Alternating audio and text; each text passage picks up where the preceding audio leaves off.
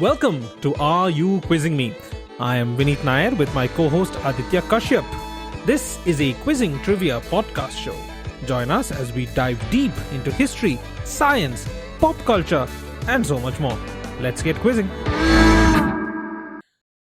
And we're back for episode number 91 of Are You Quizzing Me? 91, the international dialing code for India and also the 27th distinct semi-prime number. A little bit of trivia for all you math nerds out there. So it's back today with me, Vineet, and Berty Ashley, our guest quiz master. So let us start off with an audience question. And today's audience question is a very Aditya audience question. Regular listeners of the show know that I'm an improviser, amongst other things. This question has to do with an improvisational group consisting of 6 members from Oxford Imps, the premier improvisational comedy group from Oxford University. It has been performing since 2011 at many locations including West End and Regent's Park Open Air Theatre. At the beginning of the show, the audience gives a title suggestion, and past suggestions have included Path to the Future, How to Court a Gent in 10 Days, Mansfield Shark, and on one occasion Queen Camilla herself chose the title of Persuasion and an Odd Occasion. What is the name of this show, which is actually a pun? And there are enough clues in there so that you'll be able to figure it out. The answer will be given at the end of this episode, but let's get back to the meat of this episode. And let's start off with our guest quiz master who has been doing a fantastic job. Berty.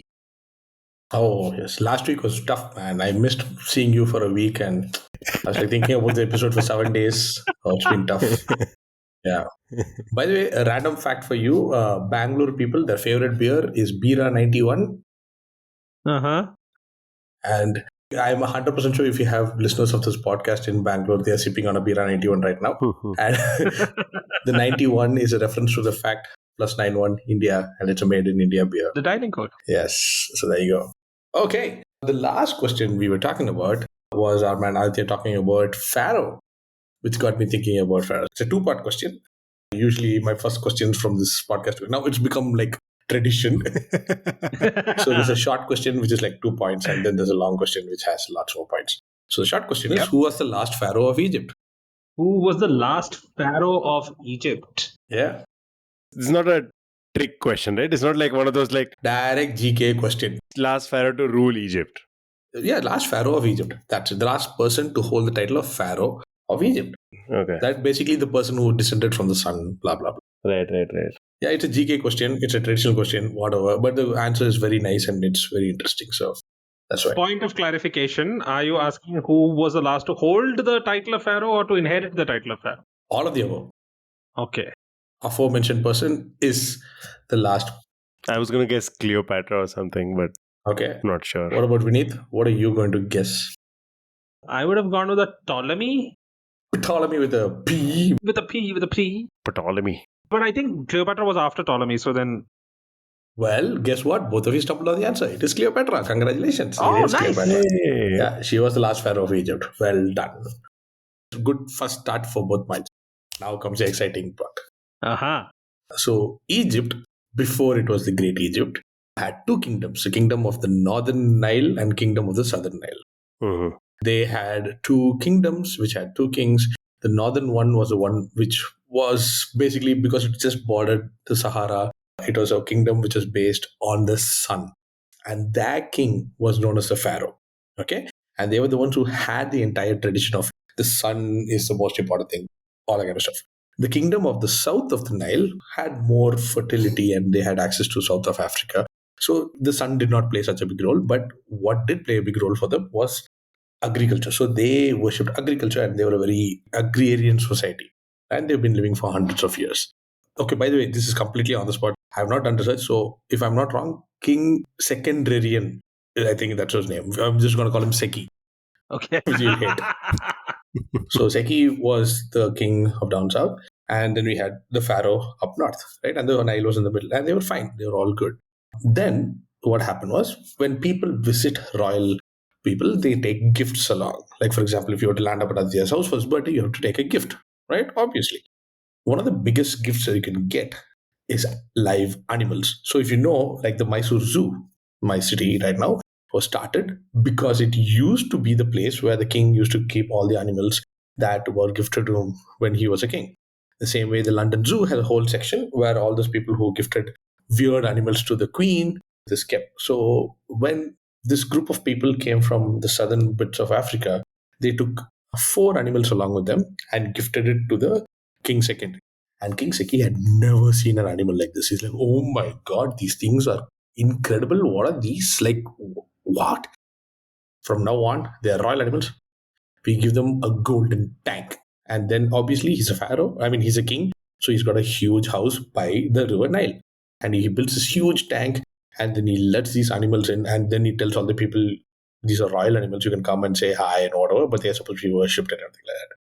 All cool. Everybody's happy. Okay. Then these animals, after a few months, start getting into the mating period. Now, interestingly, these animals have the loudest subsonic sounds ever made by a terrestrial animal. Okay. That's your clue. Now, when they get horny, I don't know about this podcast, I don't know if I can use that word, but when they become happy, they start making more of these sounds. And unfortunately, the only time they do this is at night. Uh-huh. Across the Nile, many kilometers away, was the pharaoh of the northern kingdom. And he had a house also by the Nile. Obviously, if you're the king, you used to live by the Nile. And suddenly, in the night, he hears these and he's like, oh my god, I'm getting a headache. And after 3 nights of not being able to sleep, he's like, dude, something's happening across the river. And he sends his minister, like, bro, find out what's happening. Stop this informing noise. I can't sleep.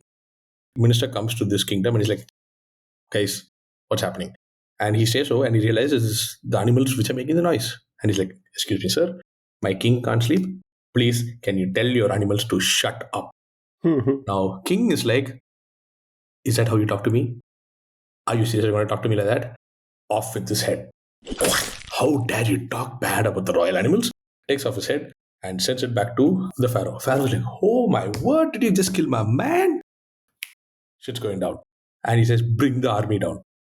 And he brings the army down. And these guys are like, how dare you? And they're like, let attack the animals. So they're going straight for the animals. The king over here is like, Seki's like, no way, I'm on it. He musters up all his armies. And the biggest ever war in Egyptian history happens. Unfortunately, Seki and his gang get slaughtered. And that guy is like, take over the entire southern kingdom as well. And that is how the pharaoh became the leader of the entire region of Egypt. Wow. Because the entire southern kingdom was completely slaughtered by that guy because of these animals. And that is how the country of Egypt was formed. And even the flag of Egypt today is a representation of those two kingdoms together. Now, here's a question. Which animal is responsible for the creation of Egypt? Before I answer this question, might I say, I love the fact that ancient Egyptians spoke like a modern day Bangalore dude. Bro, what are you doing, bro? Go attack that. To be honest, Aditya, I could have spoken in hieroglyphics, but because it's an audio podcast, I knew it couldn't translate, so I translated it. We will invite you back for our video podcast to speak in hieroglyphics. Milord, a point of order, Milord. Ancient Egyptian hieroglyphics did have an oral tradition, and the closest we have to that is current day Coptic. We have a walking Rosetta Stone right here. I challenge you with my Vineet, okay? You face off against my Vineet. Put a Vineet like an Uno card, like put a Vineet card. Yeah. Okay. No. So first of all, it's not enough that you are a musician. You also work with improv. You're a quizmaster. You're a molecular biologist. You also have to be a great raconteur, a storyteller. Thank you so much. Yes, I do enjoy telling stories. I'm actually now starting to get a little irritated. Like, this is too much. Bahut ho gaya. Yeah, I feel like after this, they're just going to wait till our next Berty guest episode drops. So they're like, hey, I think are fine, but when is Berty coming back? Yeah, when is Berty coming back? No. Okay, start listing animals. I'm going to go with hippopotamus. I was going to go with hippo as well. Fantastic. Both of you hit it right on the board. Yeah, it's a hippopotamus. So horny hippos make subsonic sounds, and that they are responsible for the creation of the country of Egypt. Okay. The game should have been Honey Honey Hippos. There you go. Yeah. Yeah, I feel like that would really be age inappropriate. Just By the way, we know this because it's written in an ancient text. It also tells us how very savagely the king was killed by the pharaoh. So the pharaohs exist because of hippos. The thing with never kill the messenger is not just like good diplomatic etiquette, it's also good to save your life. Because it's not the only time this has happened. I know. There was this empire called the Khwarizmid Empire, if I remember it correctly. This is again off the top of my head. The Genghis Khan, instead of his usual approach of going and completely steamrolling over a country, basically just sent an envoy to the Khwarizmid Empire to tell them to kind of become his vassal state or something like that. The king of the Khwarizmid Empire decided in all his great wisdom to say no and cut off this guy's head and sent it back in a box to Genghis Khan. Apparently, Genghis Khan took a look at the box, went out into the fields of Mongolia, waited for like 2-3 hours, and then came back and then unleashed 4 out of his 7 dogs of war, which is generals, onto the Khwarizmid Empire. They came, they completely steamrolled the place, scorched earth. They killed every man, woman, child. They salted the earth. They blocked the rivers. So much so that what was a really fertile land just became a desert. Yeah. Yeah. wow. That's not the only time that the messenger has been killed. As students of history, you would know, there was once a messenger that was sent to Gerard Butler, and then in slow-mo, he kicked him down a well. Yeah. And then he had a lovely soundtrack at the back and like, yeah, this is Sparta. Hans Zimmer scored this historical moment. Excellent. Okay, so who I pass the baton to? Okay, Aditya, why don't you go this first this time? Okay. I'm waiting for how do you segue from honey hippos to whatever question you have. Okay. So, thank you for that lovely question, Bertie. And speaking of culturally significant moments in Egypt, I'm going to go to a culturally significant moment in Korea. So, just the easiest segue that could ever be managed. So, we are, in this case, talking about a metal sculpture that was unveiled less than a decade ago in Seoul to mark a culturally significant moment for Koreans. Do you know what sculpture outside the COEX shopping center, which is one of the main localities, main areas in Seoul, what metal sculpture or what was it dedicated to? What was it supposed to signify? Oh, interesting. I have a guess, but it's a very silly guess.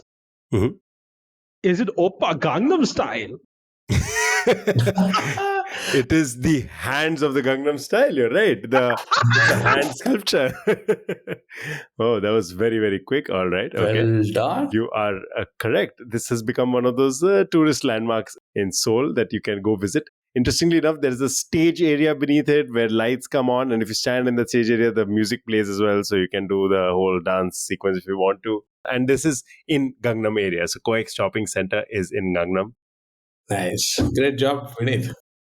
No, I can't take credit for it. It was a complete guess. I had no idea that's the answer. Then you should be taking credit for it, like literally. Then you definitely should take credit for it. Yeah.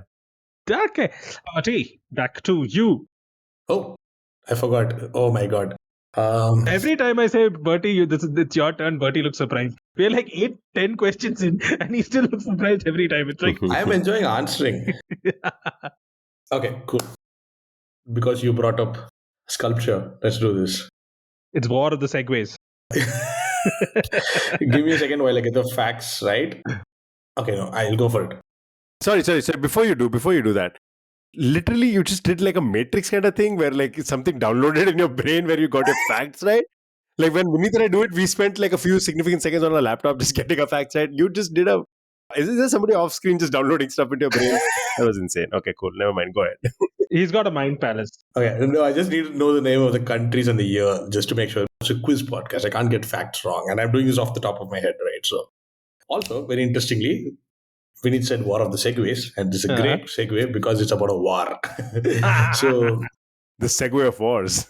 So this is a segue from both the war and the fact that you said sculpture. So Bosnia and Herzegovina have this great war, Bosnian war, obviously. Shit goes down, civilian dies, everybody's fighting each other, right? And finally peace happens. And one of the most important places is called Mustar. It's a place where finally they're like, okay, this is the kind of the border between Bosnia, Herzegovina, all the places.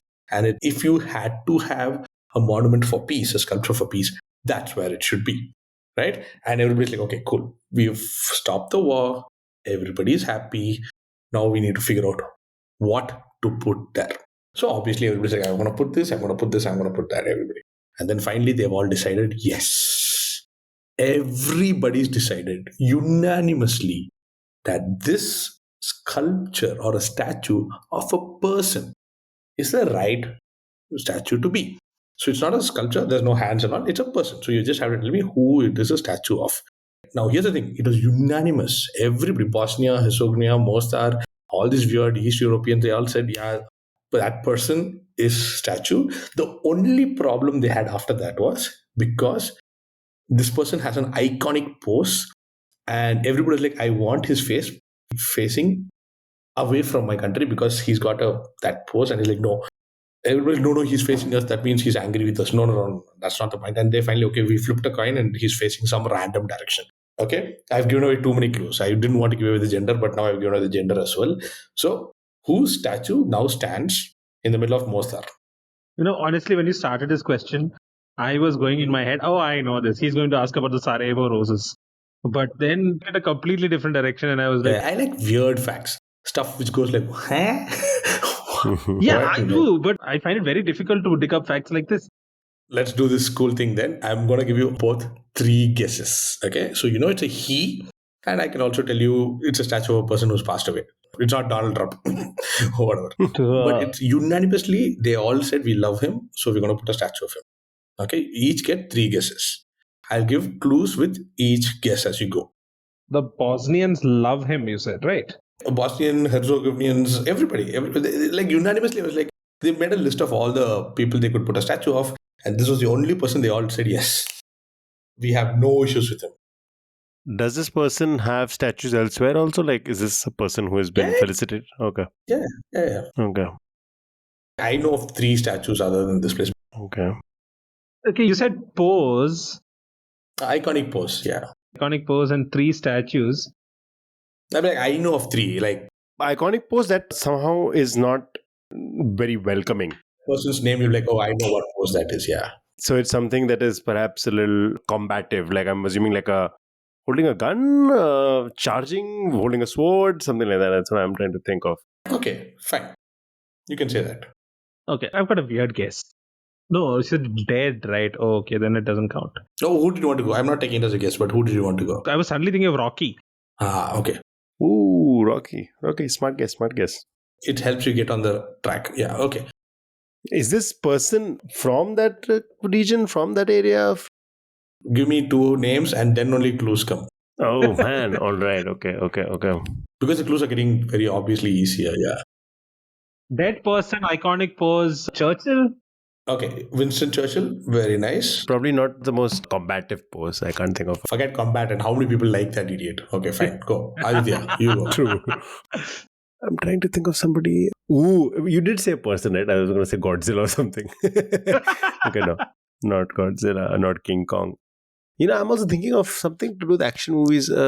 Yeah? Some... Oh! Terminator. Well, Arnold Schwarzenegger is still alive, so... Oh, that's true. Ooh, somebody who's not alive. Bruce Lee? And take points. Bruce Lee. Yes, that that pose. Enter the Dragon. There's a statue of Bruce Lee in just pants in the middle of Bosnia and Herzegovina because he was the only one. They all decided, yeah, he's a nice guy. We all like him. What? When you say there's a statue of Bruce Lee, I've seen the one in Hong Kong. I've been to that one along the Avenue of Stars. But why is there one in Bosnia and Herzegovina? And not even in the capital. It's in some tiny place somewhere. Yeah, there's a huge statue of Bruce Lee. So confusing to me. There you go. Okay. But well done. Well worked out. Fantastic, yeah. Fantastic question. Oh, God. Bruce Lee in Bosnia. Wow. Yeah, it's still there. You can still go check it. I think Wikipedia is just like Bruce Lee statue, Mostar or Bosnia, something like that, and you can put it in. It'll go. Okay, I'm going to Google this actually. Before you Google, think of that pose. But just imagine the pose. That's the pose.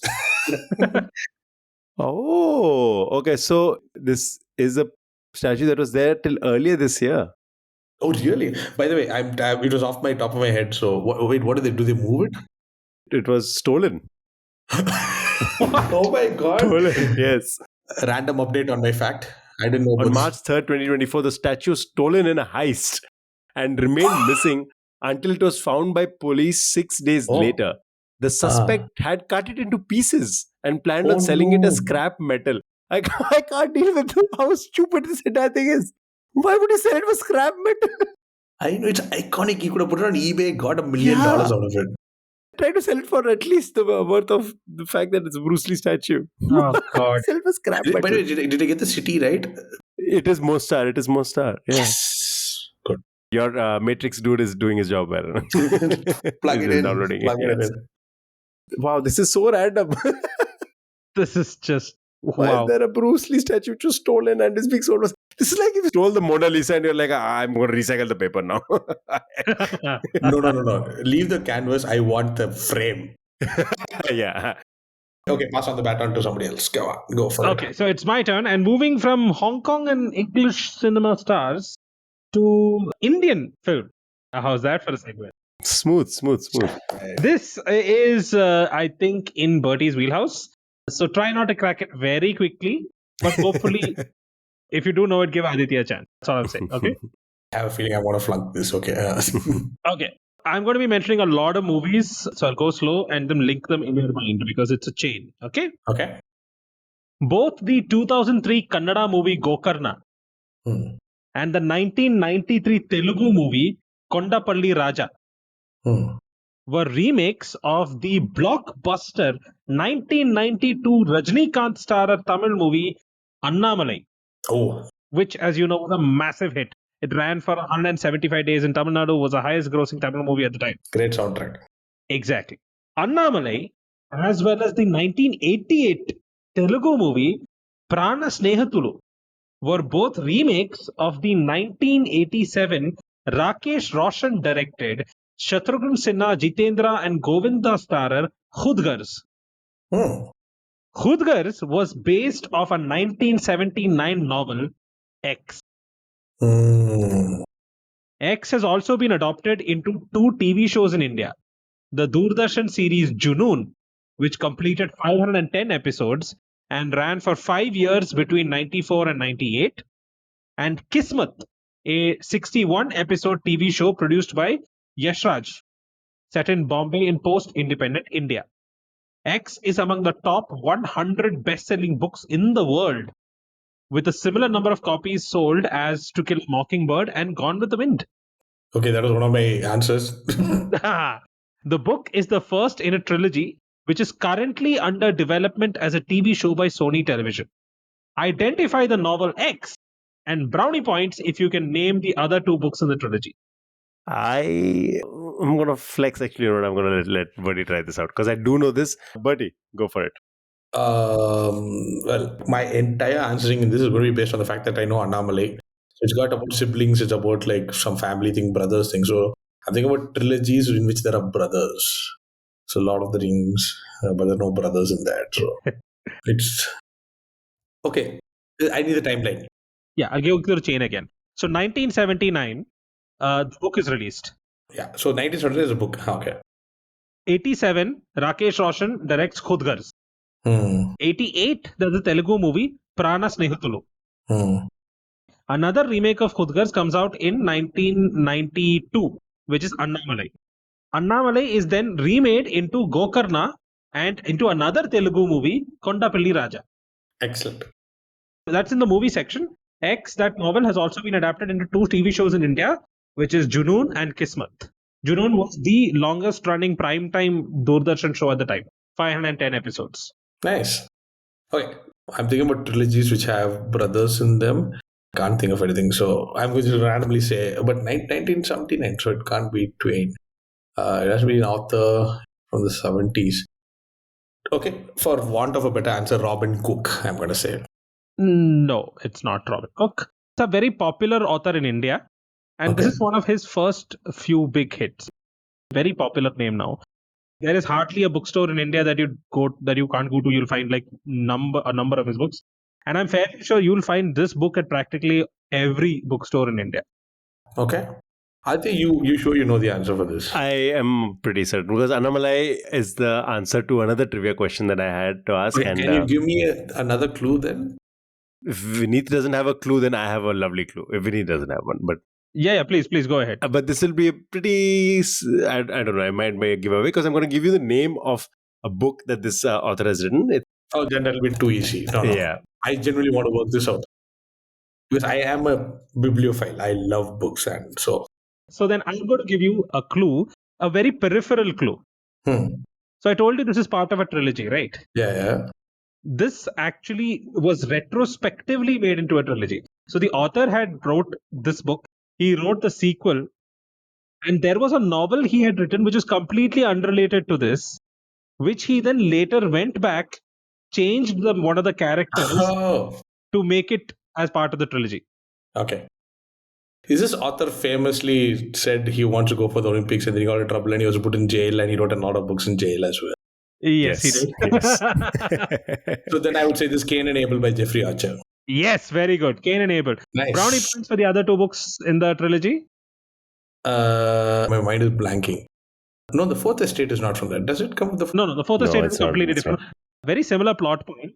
Like one person from a poor background, one person from a very rich background, but they are newspaper barons. Yeah. Cain and Abel, one is a banker and the other one's a hotelier. Correct. Exactly. That's why Fourth Estate. Huh? Okay, I'm blanking. What are they? Prodigal Daughter and Shall We Tell the President? Oh, Shall We Tell the President? So Shall We Tell the President was initially Robert F. Kennedy was the character. When he wrote the novel, it was one of the Kennedys who was the president.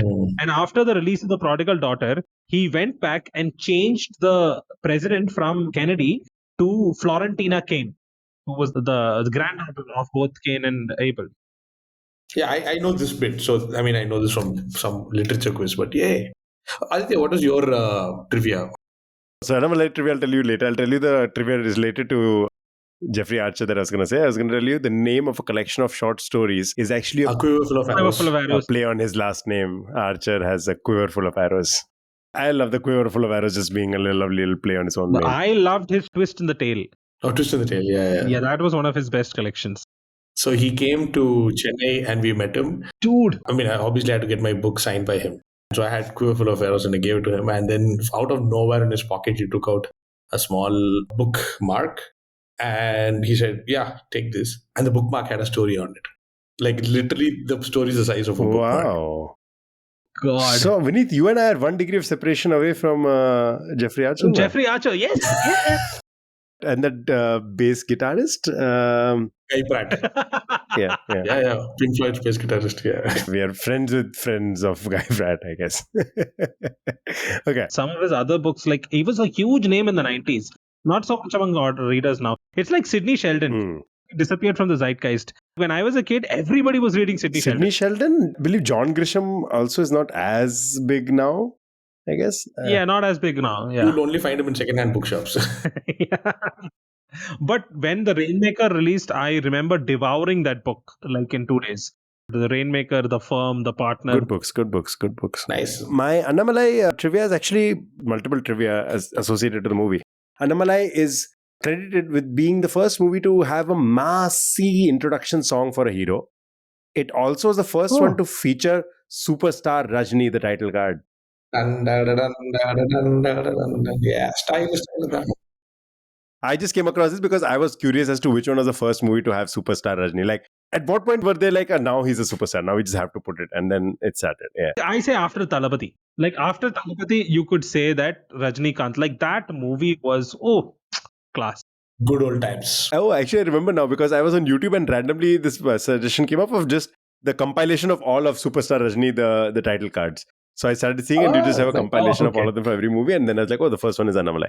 That's how I came across this. Another interesting thing related to this, another piece of trivia is, and I've only seen this on the Wikipedia page for Annaamalai. I was not able to find it on the other relevant page. The Tamil Manila Congress, TMC was formed in 1996 and chose the character Annaamalai's cycle as its official symbol.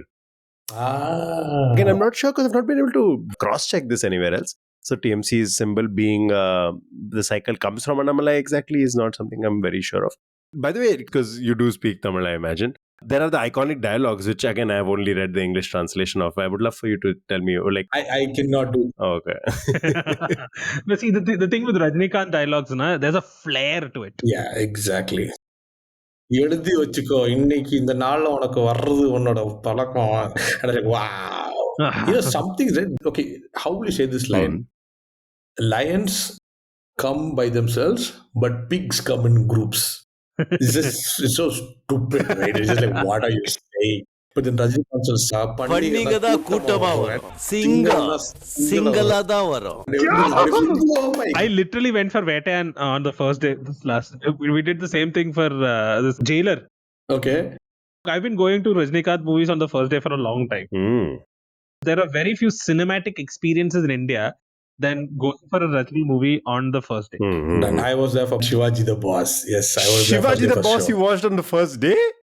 First day for show. Shivaji the Boss, me and a friend of mine, the first show was at 6 o'clock in the morning. Yeah. 6 o'clock or 6:30 in the morning. And it was running in 2 theaters in Calicut. And we both went to separate theaters and stood in line because there were no reservations at the time. Yeah. First come, first serve. And the first person to get it called up. We had mobile. We just got mobile phones at that point of time. And we basically were like, okay. He said, I've got the ticket. Come to Radha Theatre right now. Nice. Very nice. And that was an experience. Absolutely. Towards the climax when Motta Boss comes in, that is... It probably doesn't compare, but watching even Shah Rukh's last film, like because it came back after hiatus, and Salman at his peak in the 2010s was fun. But obviously doesn't compare to Rajini first day. I will tell you what will rival a Rajini first day experience. If you can find a screening of The Room, it is insanity because it is one of those films which is like so bad it's good. And when you enter, I went to see this in Singapore. When you enter, they give you spoons, okay? They give you plastic spoons that you're supposed to fling at the screen because the movie randomly features just pictures of spoons. Like in the background, the set designer has put pictures of spoons, plastic spoons in the... It makes no sense. It just makes no sense. And so you're supposed to fling it. And then there are random shots of San Francisco and then there'll be cars driving past. Again, completely arbitrarily. So you're supposed to chant, go, go, go, go, because the car will go and will never reach any destination and just cut away to the next scene. I am not even kidding. It's ridiculous. You have to, if you ever can, go for a screening of The Room. It's the most fun you'll ever have in a movie theater. On it. Aditya's pop recommendation for the day is done. I am writing it down. I have no idea about this, so I am going to do it 100%. Yes, you should. So, Annaamalai and Gokarna and Kondapalli Raju and Prana Snehitulu and Khudgars and Junoon and Kismat, they're all adaptations of Cain and Abel, a very famous novel by Jeffrey Archer. And for those who don't want to watch maybe slightly older movies, Sony Television is developing the entire trilogy as a TV show. It's expected to start shooting next year. And hope to see Aditya in a role in it. Yeah, absolutely. Oh, it's now me, right? Okay. Yes, Berty, finally, yes. I'm getting the pattern now. Since we talked about movies, let's ask you a movie question then. Not a movie question, but the world of movies. So Hollywood is Hollywood. I mean, we call ourselves Bollywood, Collywood, Tollywood because of Hollywood, right? So Hollywood basically means a forest of holly trees. And for many, many hundreds of years, it was just that, right? And suddenly, it is now the center of the universe for anything to do with movies. And the entire existence of that is thanks to one guy. The fact that he's pissed everybody off. So who is this person who pissed off everyone for the fact that Hollywood exists? I think I know this. I'll let Vineet try this. Genuinely, there's nothing. It's on the West Coast, right? It's nowhere near where the New World was. It was in the middle of the desert. It's literally the furthest away from civilization at that point of time in the early 1900s. Okay. Right? And suddenly now it's the center of the universe for everybody. It's all because of one dude. And because everybody was pissed at him. And they were like, no, you know what? We don't want to deal with you. We don't want to deal with you. Okay. My accent is different. Aditya's like, no, that's not how he sounds. So name a person. Name a person, Yeah. Mayor from Metro Golden Mayor. Oh, nice. Okay. Okay. Aditya, tell us the answer. This would be Edison. Wait, what? Thomas Alva Edison it is. Okay, true story. Thomas Alva Edison Huh? obviously had all the patents for everything. Bulb, patent. Gramophone, patent. Electricity, patent. So he had a group of goons whose job was to go around and say, hey, are you using a bulb? Macha, pay money. Hey, are you recording sounds? That means using gramophone? Pay royalty. And they used to go around and literally go around and catch random studios and say, oh, you're using a light bulb. Please give money. And that's how they were making money. So a group of people got together and say, listen, we are making movies on a shoestring budget. Of that, 20% is going to this idiot. We have to go away from this. And they're like, what is the furthest place from New York? So they took the American map, they put one diagonal, and they said, literally, how far can we go away from on the mainland without leaving the United States? Well, California, let's go to a place. I don't care, let's just go there. So, a whole group of them just left New York, where the movie industry was just about to blossom. And the whole gang went off and said, okay, we're going to the other side of the country and set up shop there. And that's how Hollywood became Hollywood. Nice, nice. There was no other reason for them to go there, only because it's the furthest away from Thomas Alva Edison. Yeah, his litigious behavior, they were just like, where will they not follow us and where will the law not come in behind us? Yeah. And they were to the wild, wild west, yeah. Menlo Park, the furthest from Menlo Park. Menlo Park. Leads me to another recommendation. If you are in Mumbai or if you're visiting Mumbai, go check out the film museum here. It's where I actually came across the kinetograph. I think that's the first movie camera that Edison invented, which again he also had patent over. He didn't invent, he made somebody else's better. So you find all of this history related to cinema over there. The film museum in Mumbai is worth a visit. Yeah. Very nice. Both of you at the same time, I'm going to say 3, 2, 1. You're going to tell me what sound does a frog make. Okay? 3, you're going to make the sound of a frog. Okay? 3, 2, 1, go. Ribbit. I heard 2 different frogs. I went with the anglicized frog. Ribbit, ribbit. Aditya, do you know what a ribbit is? Other than a weird type of condom, like, you know. So let's go to Dr. Vineet here. Sir, why do you say, have you heard a frog go ribbit? No, this is exactly what Sesame Street has taught me since the early 90s. And do we know who to blame for it? Sesame Street? I have no clue. No. Okay. It's basically thanks to Hollywood. I know this one, yeah. Oh, go, please. No, go for it. Because I said croak, by the way, when you said the sound, I literally just said croak. Croak is the sound that frogs make. Everybody in the world who's heard a frog will be like, yeah, it croaks. All the English will say that, all the Indians will say that, everyone. Only the Americans will go ribbit because they watch Sesame Street. And you're absolutely right. Not only Sesame Street, anybody who's grown up on American pop culture will say ribbit. Yeah. And here's the fact. Now, the thing is, the Hollywood studios were like, okay, in the mid 1900s, 1920s and all, they were like, oh, we have sound. And if we have sound, we need Foley. And Foley is external sounds which make up part of the sound. So you have rain, so they sent out a whole group of people, go out in the world and capture every sound that you can, bring it back, and those will become part of the library, which we can use as free sounds for any movies, and we will give it away. And so people go raindrops, rainfall, blah, blah, blah. This is the sound of a dog, this is the sound of a donkey. One dude's job was, we need frog sounds. And he's like, okay, I'll go to the nearest frog that I can find. So he goes off into Hollywood, he's in California, and he's out on some marshland and he fights a frog. He's like, hey, that's a frog. And he goes there, takes a mic, sticks it, and the frog goes, ribbit, ribbit. He's like, yeah, record it. He has 4 more different angles, records. Of all the frogs in the world, he finds the one frog, which is the Pacific tree frog, which doesn't croak. He could have gone 10 feet the other side, he would have found 100 species of frogs which will all croak. The one frog whose voice became recorded forever was a frog that does not croak and goes ribbit. And that got recorded into the library. And from there on, irrespective of what a frog they show on screen, the sound which they are allowed to ribbit the sound. And that's why all the Americans think it's ribbit. Although the frog they show on screen is probably going croak. So, as the Battle of Segways continues, the segue I have for you is just like frogs croak, and sometimes annoy people. There are regimes which are annoyed by people croaking. This is a very, very poor segue. No. But speaking out against them. Do you know why the Chinese do not allow people posting recipes of egg fried rice around 24th October or 25th November? Okay, first of all, follow-up question. Is this actual fried rice as they make in China or Indian Chinese fried rice, which is nowhere near what fried rice is in China? This is, I imagine, the way the Chinese make it. Yeah. So I know only one fact about China and the banning, and I'm going to just randomly say Winnie the Pooh.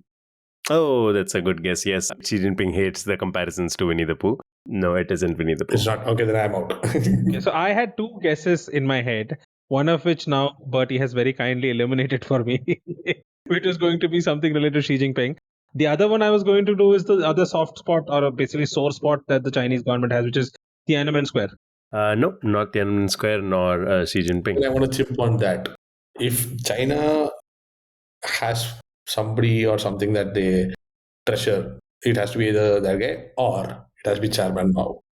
Chairman Mao would be much closer to the actual answer. Like he's a central figure in the answer. He prefers chicken fried rice to egg fried rice, so they were like, no, we don't like egg fried rice. The egg came before the chicken, kind of. Yeah, the Cultural Revolution mandated that the Chinese will only eat chicken fried rice. No, that isn't the answer. No. So then let me go the opposite direction. So maybe something to do with Chiang Kai-shek? No. So this is actually another one of those questions Vineet is familiar with, where I just think the origin of this trivia is so funny or so random that I need to share It's it. one of those. No, but in this case, it's an actual historical, well, at least urban legend, if not actual truth. Okay. So this has something to do with Mao Zedong's son. How familiar are you with Mao Zedong's son? Mao Anying.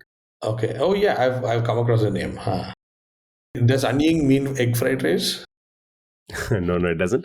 Mao Anying, I'll tell you a little bit more about him. Mao Anying worked on the staff of General Peng Dehuai in northeastern Korea during the Korean War. Mao Anying was born on October 24th and passed away on November 25th. This has something to do with how he passed away. Did he die from eating too much rice? If anything, this is slightly more ridiculous than that. Like choking on egg fried rice would be sad, yeah, but like this is just somehow worse. Did he stab himself with a pair of chopsticks while trying to put an egg into his mouth or something? No, it's quite possible. The Chinese traditionally use wooden chopsticks. The Koreans use metal chopsticks. Oh, there you go. So it's quite possible to kill somebody with Korean chopsticks. He got electrocuted with his metal chopsticks when somebody hit a when you're eating outside during a storm. That's why you don't eat egg fried rice during outside. This is actually weirdly close to the truth. What? About how he was not supposed to do it outside. Oh. There was a fear of something happening if... Oh, he was sniped. Okay, you know what? This is close enough to the actual answer. I'll just give it. So, on the morning of November 25th, 1950, legend suggests, or urban legend suggests, that Mao Anying had overslept. According to some accounts, once awake, he stole eggs from the supplies and was cooking breakfast for himself, despite orders that staff were only to cook at night for fear of American air raids. Oh. As he was making a pan of egg fried rice, he is said to have perished in a napalm attack by American forces in the area who were drawn to the cooking fire. Oh. So he literally died because he was making egg fried rice. Damn. And there was an open fire, which the Americans saw. And as Americans do, they bombed the hell out of that place. I know. With the napalm. Oh my word. But why? The opposite would be true, right? Like if you have a fire at night, it will make you more visible. Like if you do it in the day, nobody's going to see it properly, right? Like it's just another fire. True. Again, this is not something that is completely verified. No. I think what happened was he left it for so long, it burnt and started giving out smoke. And the Americans saw the smoke. And they're like, oh, Smoke signals. somebody out there is trying to smoke us out. We got to burn them down. Bring down the napalm, people. I love the smell of napalm in the morning.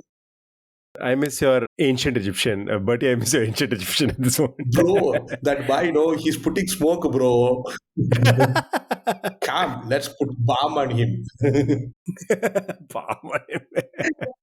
Yeah. So, as legend goes, Mao Anying was responsible for this particular attack, and in which he himself sadly passed away by the American forces. And that's why today you can't post a picture, you can't post a recipe, anything to do with egg fried rice in the October-November month. You would probably be persecuted for posting it on Chinese social media. Damn, bro. Wow. Okay. The Chinese Academy of History, by the way, denounced the fried rice story as rumors spread by those with, quote, vicious hearts aiming to gravely dwarf the heroic image of Mao Anying's brave sacrifice. Now, I don't know what brave sacrifice he made. It means 100% true. Yeah. If you go to the trouble of all that language, verbal gymnastics, it's probably true. So this will be the last episode to ever be aired in Are You Quizzing Me? But that's okay. In China, yeah. But We that's don't air it in October, air it somewhere in February. That's all. That's fine. Yeah, they won't pick it up. Nice. Oh, by the way, random fact for you guys.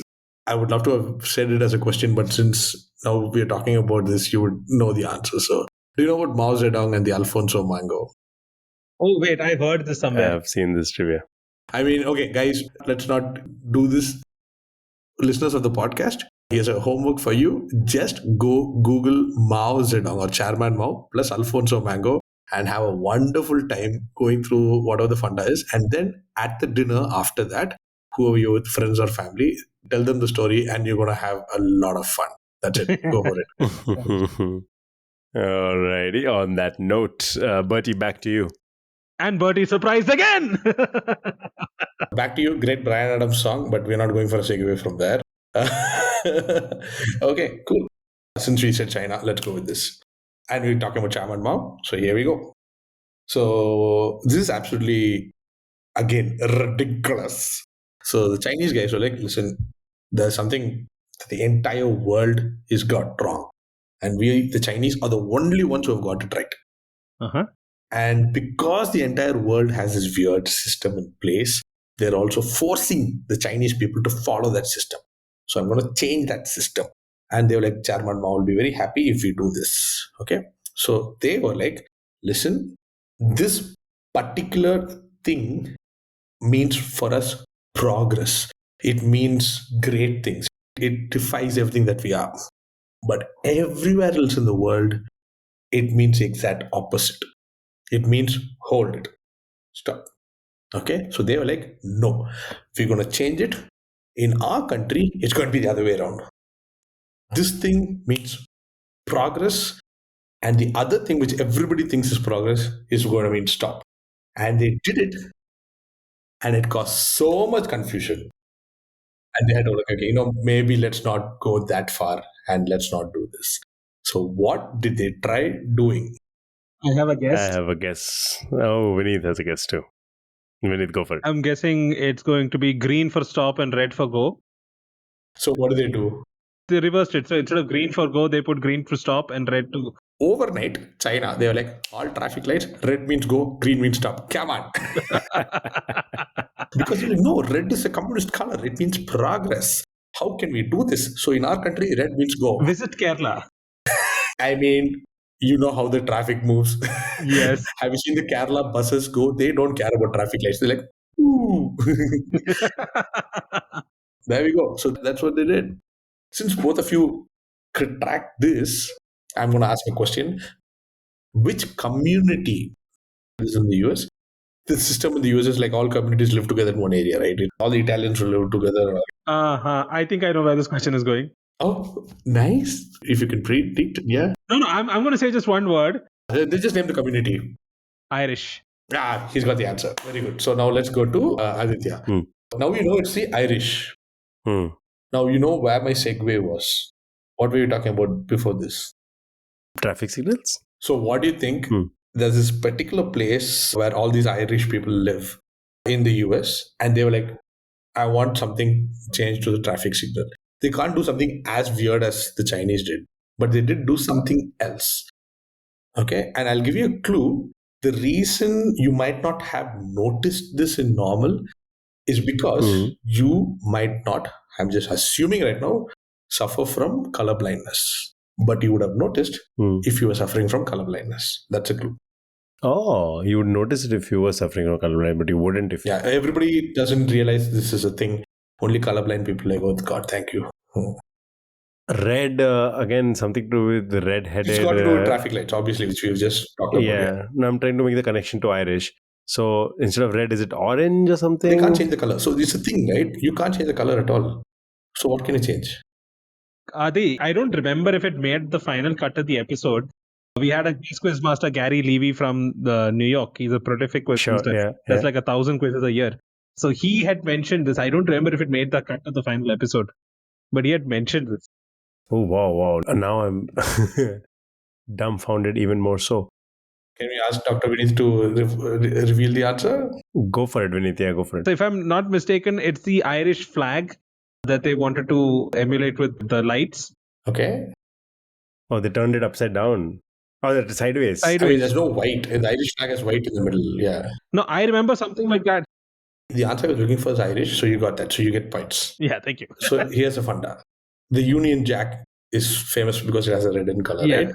So the Brits do identify with the red color. And Yeah. famous in Irish history, the flags have always been either green for Ireland and red for the Union Jack. Yeah. And they hated the fact that everywhere in the world, because colorblind people should also know what is stop and what is go, right? If you are colorblind, you can't tell the difference between red and green. How will you know which is stop, which is go? So the rule is red is always on top. So if the color on top is glowing, it means stop. If you're not colorblind, you know it's red. If you're colorblind, you just know that the color on top, we don't care if it's green or red, it's glowing, so it means stop. And the color below that is green. Irish were like, how dare they have a British color above the Irish color? Yes. Yeah, so it has a traffic light where the green is on top and red is at the Red bottom. is on the bottom. Yeah. Yeah, that is the only reason they're like, no, so green is on top and red is at the bottom. Gary mentioned this. I think you remember when we were talking, I think it was just before the episode, we were talking about how to pronounce certain Irish words and things. I think he mentioned this somewhere at that point. Shout out to Gary. Cool question. Thank you. So we were talking about Irish communities in the US, and let us go to a state in the US which has a very large Irish population. Wow. Smooth segue. Yeah, baby. So, Frederick Tudor was a pioneer in the trade of this particular item. The item he traded was free to harvest, and he needed only to pay for labor.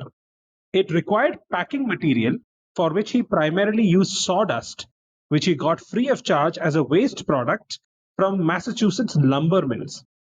In 1833, fellow Boston-based merchant Samuel Austin proposed a partnership for selling the item to India, which at the time was some 16,000 miles, or for civilized people, 26,000 kilometers, and 4 months away from Massachusetts. On May the 12th, 1833, the brig Tuscany sailed from Boston to Calcutta, its hold filled with 180 tons of the item. When it approached the Ganges in September 1833, the Ganga to Indians, many believed the delivery was an elaborate joke, given the extreme amount of time that had passed since harvesting the item in the US. But the ship astonishingly still had 100 tons of it remaining upon arrival.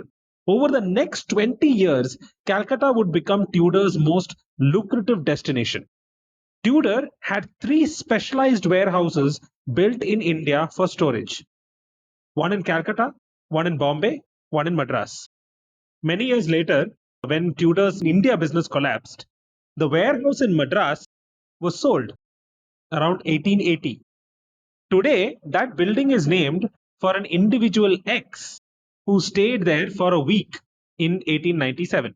It is somewhat fitting now that the building is named after X, considering X's views on a particular section of society in India, and the fact that Tudor himself belonged to the elite upper class of Massachusetts, who were known by an alliterative 2-word description which signified their elevation above the hoi polloi of Massachusetts society.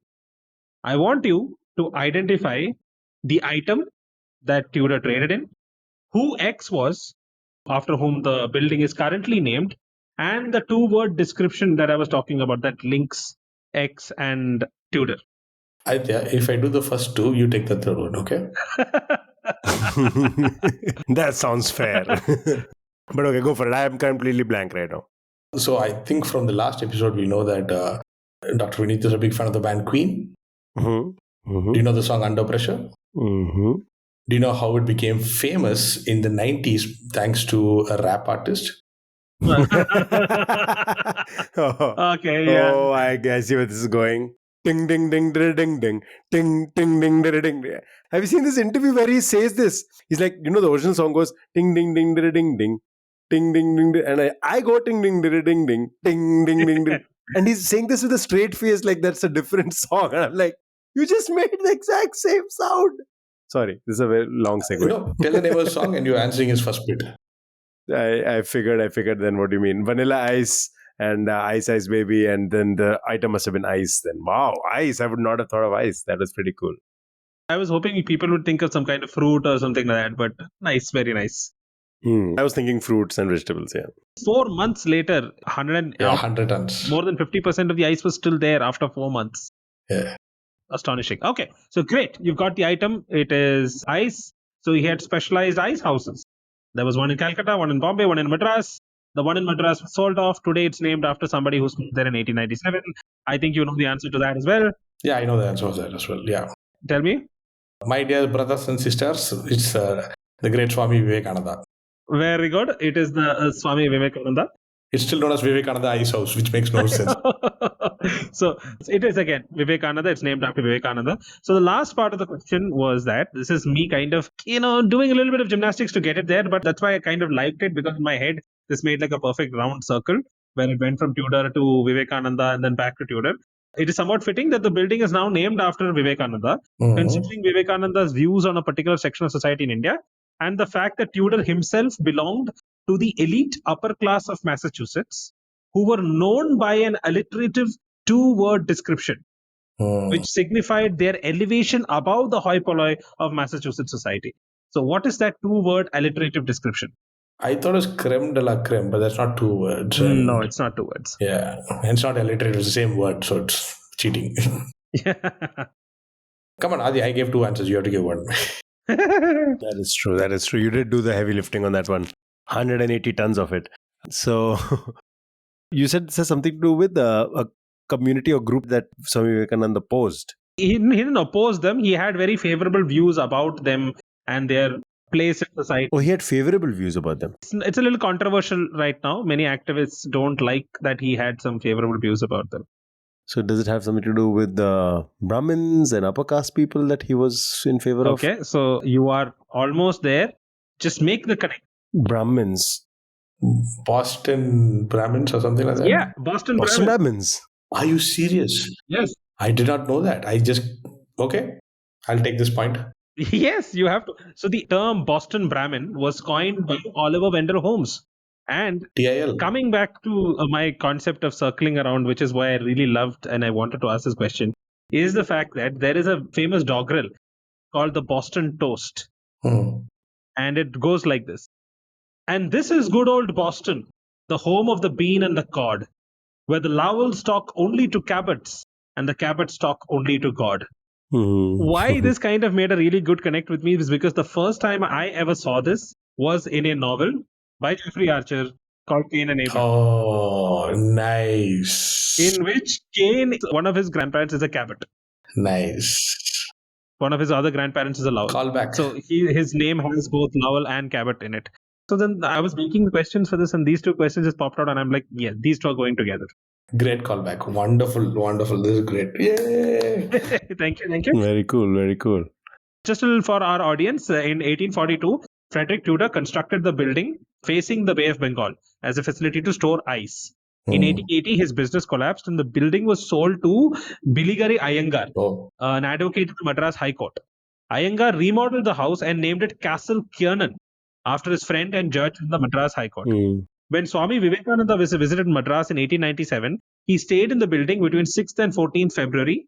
And later, the Ramakrishna Mutt also functioned from the building from 1897 to 1906. In 1914, the building was acquired by the government of Madras and functioned as a hostel and training for school for children run by R.S. Subbalakshmi. In 1963, on the birth centenary of Swami Vivekananda, the government of Tamil Nadu renamed the building as Vivekananda Illam. Name meaning Vivekananda House. So that's the connection. Nice, very nice. Frederick Tudor, who famously shipped ice all the way from Massachusetts to Calcutta because Calcutta was so abominably hot that ice was a sought after commodity.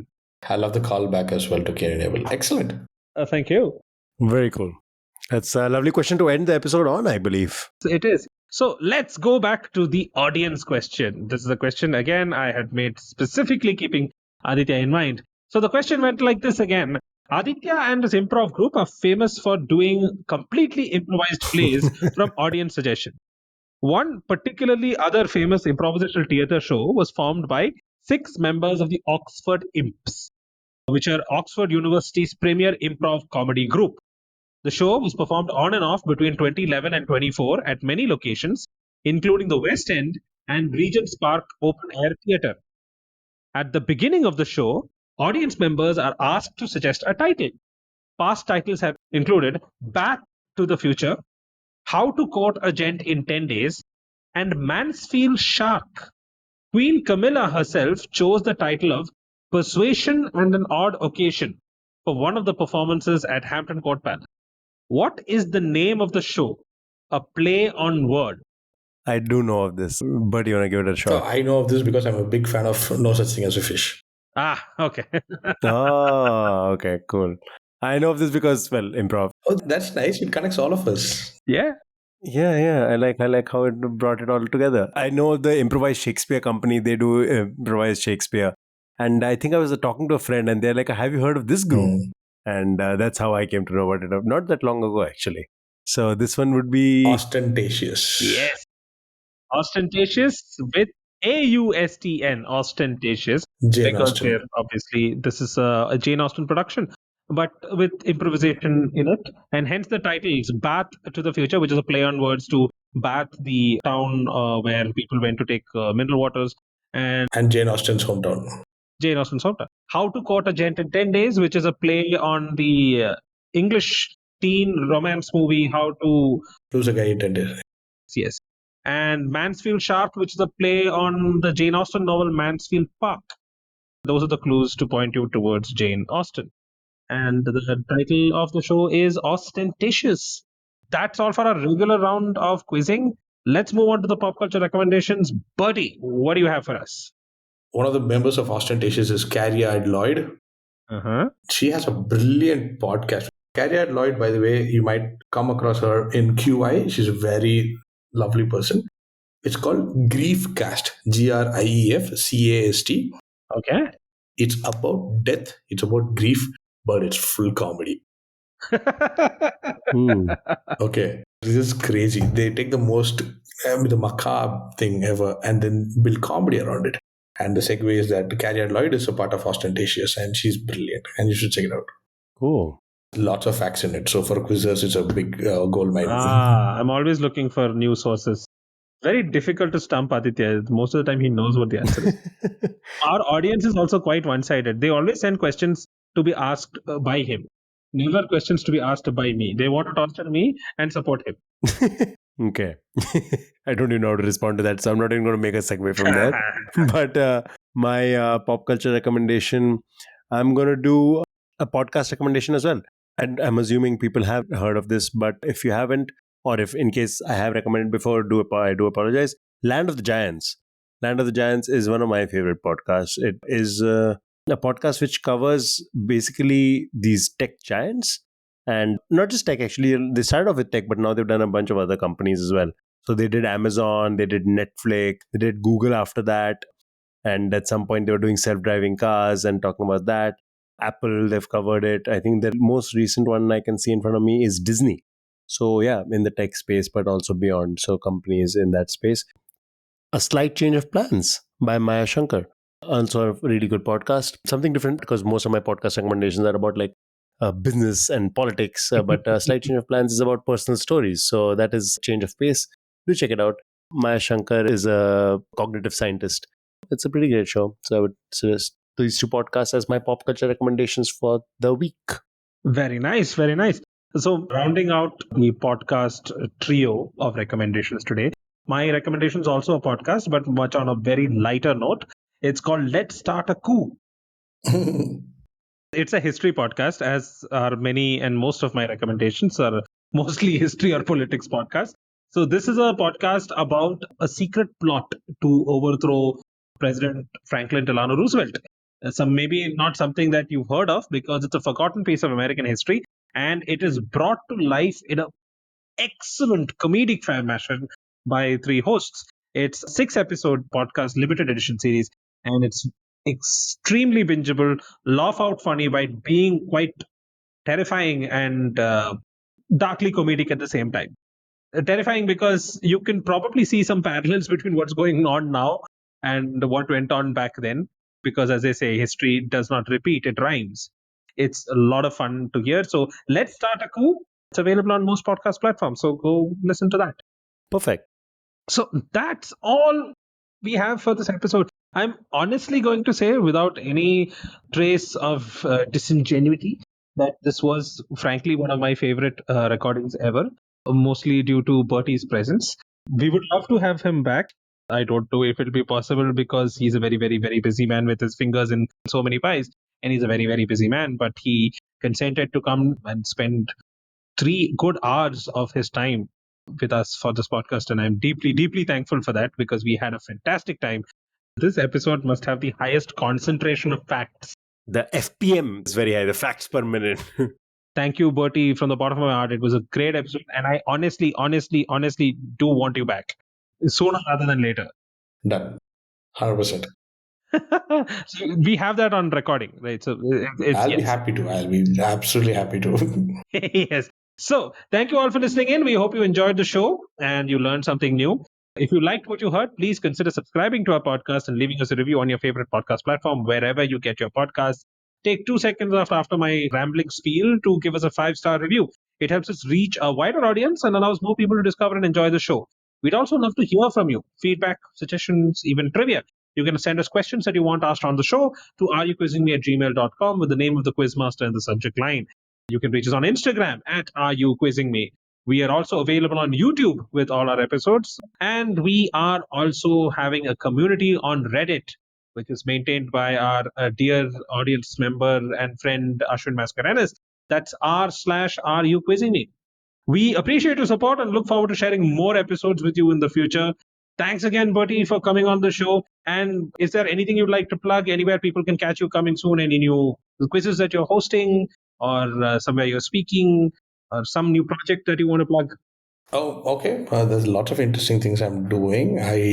So let me give just a general plug. So guys, you can just follow me on Instagram because I tell people what I'm doing. Here are a few things that you can look forward to. If you are in Chennai, I am bringing my stand-up history comedy live music show, Historically Speaking, to Chennai. We just figured out the venue today, so that's going to happen soon. It's a 90-minute set where I talk about how one man's bottom is responsible for the economy being a better place right now. It'll be sometime in 2025, so that's one. If you're in Bombay, I am coming to the NCPA to give a talk about music, about vinyls, about the history of music through vinyls, which will also have some comedy. And that will also be sometime in Jan in 2025. I'll let you know that. If you're in Pune, my band will be performing at the Indian Science Festival in the second week of Jan, where we are going to be playing a complete set list of songs only about elements in the periodic table, which are written by me and another friend. All just comedy, it's just parody, and which will also be half a quiz in it. So these are things that are coming up in Jan and Feb. There'll be more things happening. So I also do random shit at a place called Underline Center in Bangalore, where if you're fans of this British show called Taskmaster and Whose Line Is It Anyway? So I do a combination of Taskmaster, Whose Line Is It Anyway? And it's basically an improv quiz game show, which we do live and where we make fun of the participants and get them to do crazy stuff. So if you're in Bangalore, do follow Underline Center at Underline Center. It's in Indiranagar, and you can take part in all of these. For now, that's it. Yeah, I feel like I'm doing nothing with my life right now. Dude, seriously, that is just impressive. And I also noticed that there are no cities in Kerala included in any of your set lists. Kochi. If you're in Kochi, I am doing a music quiz as part of DAMC, which is the music conference. It's in February, second week of February. I'll be in Kochi. Nice. And I'll also be gigging. My band will also be coming along. So I think it'll be over weekend. I'll do a music quiz on Saturday and do a live performance on Sunday. Finally, somebody's coming to Kochi. This is amazing. We should give a shout out to closer to the dates also, hopefully, Yes, we for should. We audience should. members. And this is phenomenal. So, thanks everybody for tuning in. We'll be bringing more such episodes to you in the future. So, stay tuned and keep listening to us. Have a great day. Thank you. Take care. See you guys next week.